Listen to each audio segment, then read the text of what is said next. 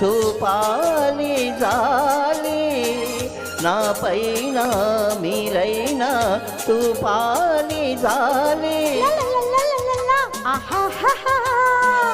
పెట్టు చేసే అమ్మగారిని, పెట్టు చేసే అమ్మగారిని గుట్టుగా నా చెంత చేసాలి, మీరే చెంత చేసాలి.